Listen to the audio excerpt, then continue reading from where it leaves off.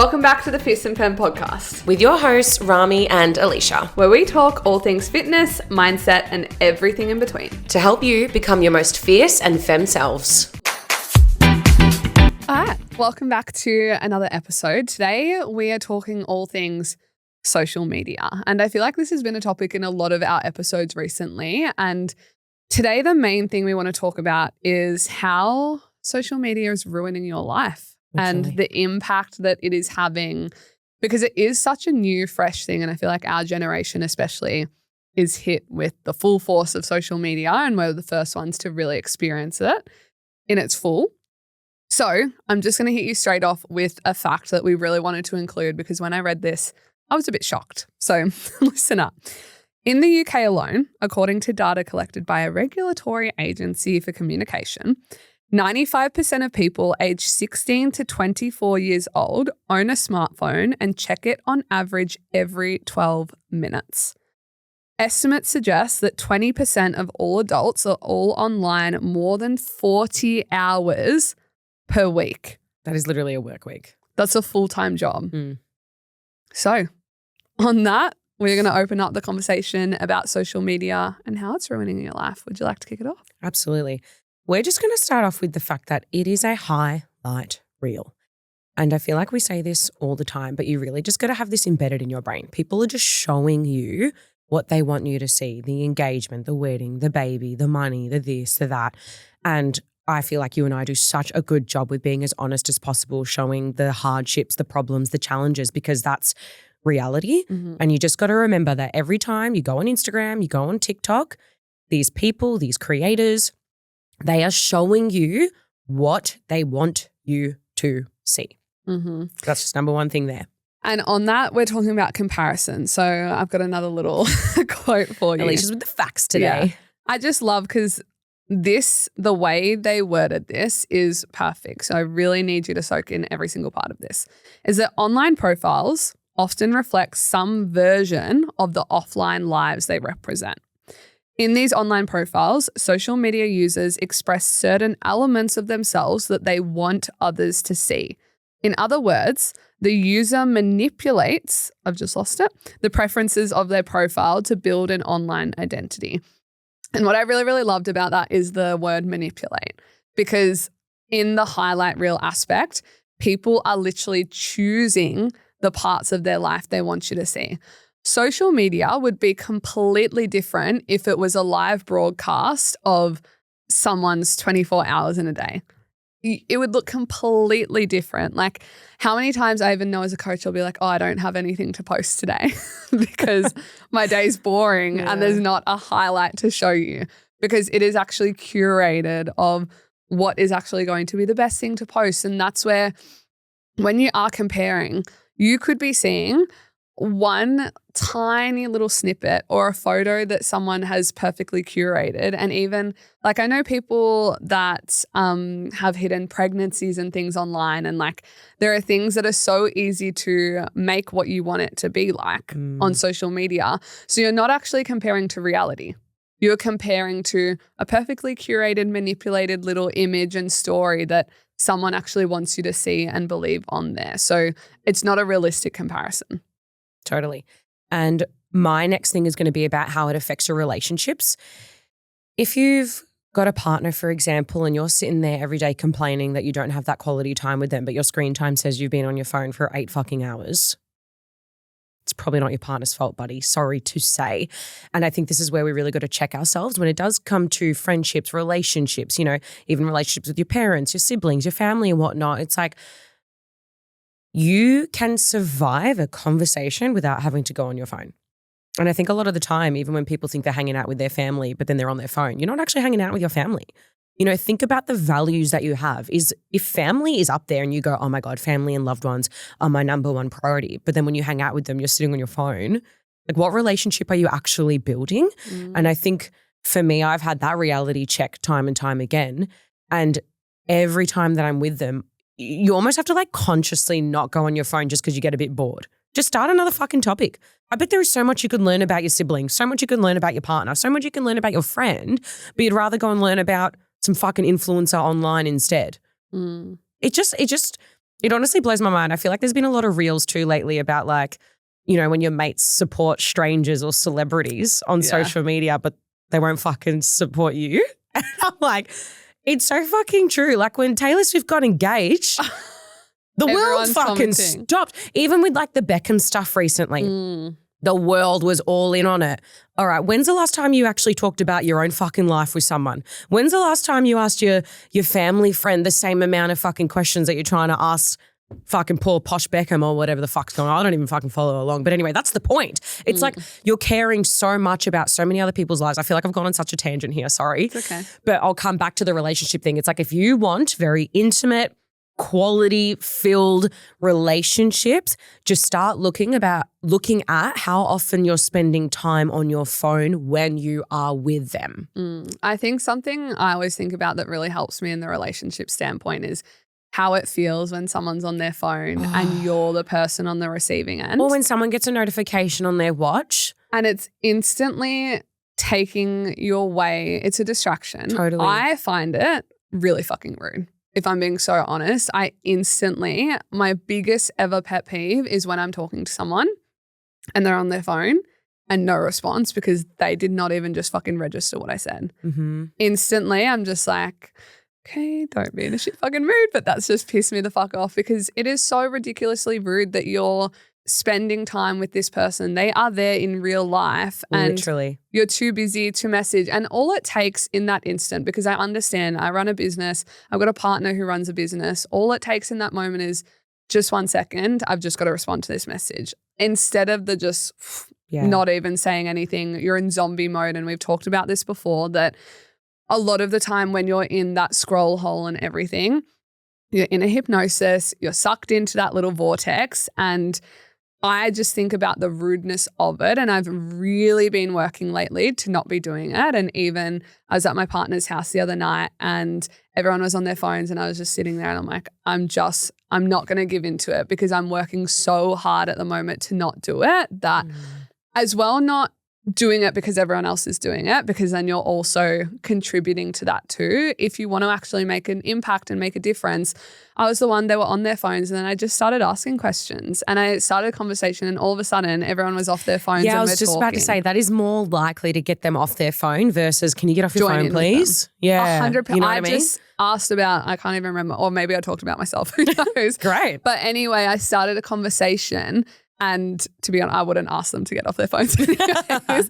But I was like, what can I do instead of just us all sitting here and not being a part of each other? So I think it's looking at that as what is the impact that you feel when you're around relationships and people are on their phones. And another thing about relationships, because you said this very briefly and I want to touch on it. If you have an online business and let's say your partner doesn't and your partner doesn't understand social media, doesn't understand how long it takes to put together a 1.5-minute reel and whatnot, communicate to them when you need to be on your phone because we get it. We have to be on our phones all the time too, and equally we don't actually have to because we can set times, and that's something that I've also learned to do is, okay, make sure I get everything done on my phone that I need to before Vas comes home. And if I for some reason have to be on my phone in the evening, I've done something wrong during the day. I've not made that time filled with enough quality. I've just fucking wasted it at some stage. So I think as well, communication is really key and just letting your partner know, like at the start with Vas and I'd have to be like, babe, this is going to take me a second, but I've got to do this. Or babe, I've got to reply to my client. Babe, I've got to go do this. Because if you don't, maybe they're going to be like, this fucking bitch is on her phone 24/7 and they're not going to understand. So instead of sitting there complaining, but my partner doesn't get it and I've got an online business, blah, blah, make them understand. Love it. Part of that is distraction. And I've got something else that I want to say for you is that having the constant alerts and notifications can actually adversely impact your concentration, focus, disturb your sleep and make you a slave to your phone. And I think something with this is, my partner hates this, but I live with my phone on Do Not Disturb. I would say 24/7. I have to have it on Do Not Disturb for work anyways because I play music teaching Pilates. But then other than that, I've just learned to have it on there constantly because being someone who works from home, the smallest notification would go off and I notice how much it distracts me, because say I'm waiting for a specific message or, you know, an important email or something, you think every notification is that, whereas it'll just be some fucking random shopping app telling me there's a sale on. I'm like, gotta check that. And it's constantly taking you away from tasks. And now we wonder why we take so long to do the simplest of tasks, or people struggle so much now with their productivity and just getting a simple work task done or writing a simple email because it's boring. And that's because you're being constantly hit with all these distractions, notifications, new videos that is really ruining your attention span. And also on that, I want to say is that it's not that you can't focus, is that it's probably just harder now because, again, we've been trained to have all these exciting things all the time that, yeah, your attention span has shortened. You've just got to work again to build it back up, because I think so quickly people are like, it's almost like I'm broken or my attention span is like this, and act like you can't fix it. But there is actually so much you can do to go, okay, cool, I've noticed I have a shit attention span. I'm going to start to actually work on that instead of just accepting that it is what it is. Totally. And don't complain you don't have time to fucking go achieve your goals, but your screen time is 9 hours a day. Respectfully, no. Now, we're going to give you some tips on how to use social media safely, because obviously our business is online. We need social media. We love social media. We're so creative on there. The amount of times I go on TikTok and I'm like, dinner recipes or whatever, or like what, because you can get actually so much out of it, right? So we're not here to just shame social media.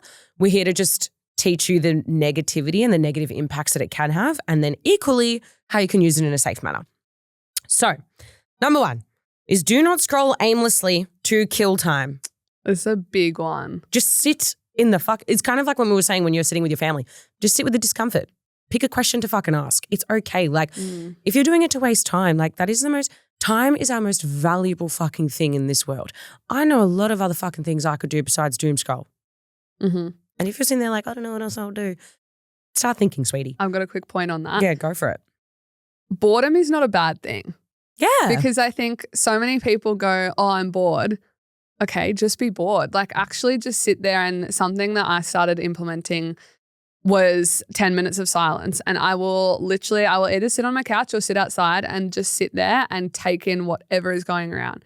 Yes, it's fucking boring, but it is okay to be bored, because I find whenever I'm in that bored state, all of a sudden I have the best fucking idea I've ever had in my life, because you're actually allowing, and this is something our guest said a few weeks ago, is when you're consuming so much, you're not allowing your ideas and creativity to come through because it's so blocked by everything that you're seeing all the time. Like we actually need space to think for ourselves and not just believe everything on social media as gospel, because I think that's something quickly that we didn't talk about. Sorry, I've completely interrupted you. No, go for it. Is that not everything you see on social media is true. There are so many people on social media that are unqualified. The amount of both my mum and my mother-in-law love to send me reels on social media, and the amount of things they send me and then I watch it, I'm just like, this is just not, it's not true, or it's not coming from someone who's educated. And I think there are so many, if we're going in fitness, there are so many fitness influencers that just because they look great doesn't mean they know the safe, the correct way, the healthiest way to be doing something. I think that is so important to note, because it is so easy to go on and say, well, this person said this and they're showing these results and these amazing things. Where is the evidence behind that? Have they got qualifications? Do they know what they're talking about? That's a very good point. And you can, if you're wanting to hire a coach, sorry to cut you off, you can ask these questions. I think especially even for me personally, the older I get and the more experienced I become in this world, I'm like, cool, I want to learn off someone who's actually done some pretty big or tough work to get to where they're at, not just life experience. And that's me personally. I love having my NLP qualifications because I'm like, yes, I've got some fucking wild life experience. Yeah. But that's not enough, in my opinion. Yeah. Don't come for me, coaches who have just based off their life experience, because whatever. I think the last thing, there's also a lot of fear mongering on social media, and people are pulling at your fears that, oh, I'm never going to lose weight or whatever. Well, I've got the perfect quick fix for you. And that's exactly what you wanted to hear in that sense. Quick fixes. Yeah. So I think just use your discernment and step back and instead of just believing everything that you see, because it can be really easy, step back and go, okay, cool. Is this all right? Do a bit of your own research before just like taking everything as fact. I think that kind of ties in with the next one of being selective when you're engaging with your online world. And I do this all the time, just doing an Instagram cull of, okay, you don't really serve a purpose anymore. Thank you, love you, bye. It's not out of hate. I feel like when you're younger and you unfollow someone, it's like, oh my God, they must hate me. It's not about you. Yeah. It's about what I want my online world to look like because I'm on it a lot. And I think that's where, you know, when people get off social media and then they feel like shit, it's not because of anyone else. It's because your lack of control. Start following coaches or people or accounts that actually align with who you are and who you want to be. And it's okay to get rid of those girls from high school if they don't serve a fucking purpose anymore. They're probably not thinking about you. If you haven't had a conversation in 7 years, sweetie, who fucking cares? Okay. They won't even notice that you unfollowed. The world's not going to end. You're not going to fucking war, all right? You're literally just pressing unfollow. It's okay, you know? So the point is just be selective. It's all right, you know? Oh, color who you're following. I didn't even notice that was on there. Anyway, I feel like we've kind of pretty much touched all of that. So yeah, your social media environment is just as important as your reality. Because if you check your screen time right now and it says 8 hours, that's literally a whole work shift for someone, right? It's literally the exact same amount of time. And if your online world is filled with crap and you're falling into these comparison loops and you're feeling like shit, then your actual fucking reality is going to start feeling that way too. So if you are someone who's got a lot of screen time, just really focus on what you're consuming and then making sure when you're out of that vortex, you're like, okay, my life doesn't feel impacted. I'm feeling really fucking good actually after that. That is key here. One last thing is, so we've spoken about how to use it better. I want to help you how to actually reduce your screen time overall, because you may be shocked if you've never looked at your screen time. It can be an experience where you go, holy fucking shit, I was not prepared. Yeah, how have I actually spent that much time on Insta? And it's interesting. I would really encourage you, for listening to this episode, go look at it. Look at also what are the most popular apps. If it's TikTok and Instagram, you got some work to do there. But another little quote fact for you is a 2018 University of Pennsylvania study found that reducing social media use to just 30 minutes a day resulted in a significant reduction in levels of anxiety, depression, loneliness, and sleep problems, which is huge. Mind-blowing. Realistically, I mean, I would love if I didn't need to be on social media for business. If I did not need to run a business on social media, I'd probably delete it and go on about my life. You're not missing out on anything. You can I love Opal. I would sponsor me one day, please. I use it all the time. I literally have it on 24 hours a day at the moment because I noticed when I was having it on in certain increments of the day, whenever I had my break, I'd spend my whole break on social media. Yeah. So now it's on 24/7. It limits my distractions because I don't even get notifications from Instagram and TikTok. You will be fine. I used to have a fear of that if I had it on 24/7, I'm going to miss inquiries, I'm going to miss messages. Just when I go on Instagram, I do my due diligence and I make sure I check all my messages and everything, and you survive. And people can wait. It's okay. Yeah. And I think that what is it costing you to have all those distractions all the time and to be worried about missing it versus that person? Again, it's putting yourself first of it was distracting the fuck out of me. I needed to just put a stop to it and put it on all the time. Do not disturb is another thing we talked about. Having that on, again, you're not actually going to miss out on anything, because that's the excuse I hear all the time, that you can't use do not disturb or you can't use Opal. Oh, miss a message. And I think it's different. If you're a nurse who's on call, fair enough, right? If you're a mum who has little babies and you've gone to Pilates and you need it on, fair enough. But in the moments where you're going to be okay, no one's going to die if you're not able to answer your phone. The other thing with do not disturb, if someone calls you twice, it comes through. So you're never not accessible. It's just making it a little bit harder. And I think it's protect your peace.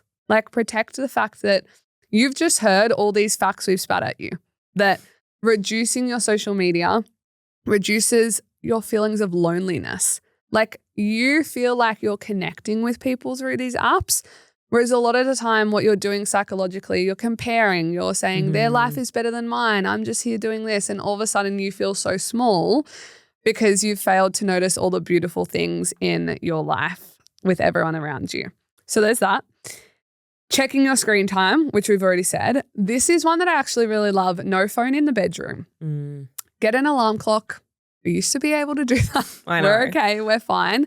But even something as soon as we check our phone, or if you wake up and the first thing you do is scroll, you're actually so much more likely to scroll throughout the day, because what's happened is your brain's associated that with dopamine. So then when it wants dopamine throughout the day, straight away it goes, well, that's the phone. Instead of if we replace that in the morning with, say, you get up and you have your morning coffee and you go for a walk, when you're seeking dopamine, you're less likely to seek your phone and scroll on social media, because you've searched for that more natural dopamine rather than all those really quick hits and unhealthy dopamine in a sense.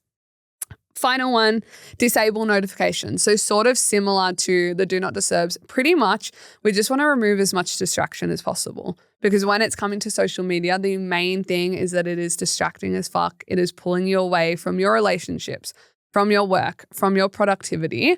And I feel like as well, we're so much less appreciative of the life we have, the relationships we have, the work we have, everything because of social media as well. So your quality of life through the roof when you start to do all these things. I reckon as well what would really help, because this has been helping me, is setting a screen time goal. Because over Chrissy and New Year's, mine skyrocketed. And now I'm like, cool, I don't want to go over 5 hours, or I don't want to go over 4.5 or 4 or whatever, like slowly creep down.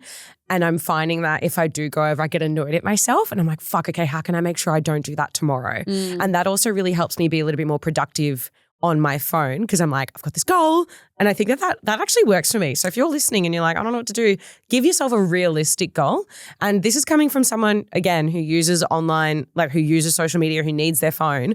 So if you're setting a goal of 8 hours, but you work at an office, it doesn't need to be 8 hours. Be realistic. Because it's a thing of you're gamifying it. Whenever something is like that, where it's like, okay, I'm competing. Even make it a thing with your friends of like, hold each other accountable. I love Rami messaged me at the start of this week being like, what are your goals for the week? And I'm like, oh, fuck, I needed that to be like, hold myself accountable. So if you find you and your friends are both in scroll holes all the time, can you go, okay, cool, that let's have a challenge, and then at the end of the week, one of us is going to buy each other dinner. Like, how can you make it actually fun and support each other in this? And it is really hard with social media, because I find even my partner, like calling him out quickly, people aren't always aware of how distant they are when they're on their phone. And he'll always be like, I'll be talking to him and he'll be like, I'm listening. And I'm like, yeah, but I want your full attention. Like, I don't want you listening and scrolling. I want you to be looking into my eyes and fully taking in everything that I'm saying. So I think just support each other in this, and equally it doesn't have to be like, get off your phone like that, and just be the leader in a way of asking questions and starting a new conversation instead. Perfect. Beautiful. I hope you guys really appreciated those little facts in there. We were fucking gobsmacked when we saw those, and we're like, we need you guys to hear these as well, because it's a real fucking thing. Extensive social media use is a real fucking thing. So we just got to get better at utilizing it to the best of our ability. And I think it's scary when you think about it. This is my last little point. When you do join Opal and you tell it how much you roughly spend on social media, it will tell you how many years of your life that you would spend on social media if you continue in that way. And it is terrifying when you look at it, because 4 hours a day, I mean, I'm not going to be able to do the maths, but 4 hours a day for 365 days. That's a lot. Thousands of hours of your life that you are spending on your phone instead of actually getting outside, living your life, having experiences. Like, you're watching people on YouTube do all the things, and I love it. I love watching vlogs, but like, why don't you go out and create that for yourself and create those memories for you and video it so that you have it to look back on? Like, stop living your life through other people and go live your life for you. Oh, and we will fucking end it with that. That was beautiful. Thank you so much, guys, for listening. If you need more support around this, our DMs are always open. Like, we fucking love a good conversation. So pretty please send us a message, and we will be back in your ears next week. Bye. Bye. Thank you so much for listening. If you're on Spotify, don't forget to give us a follow and rate us 5 stars. And if you're on YouTube, like, subscribe, and comment down below. We'll be back in your ears next week. Bye.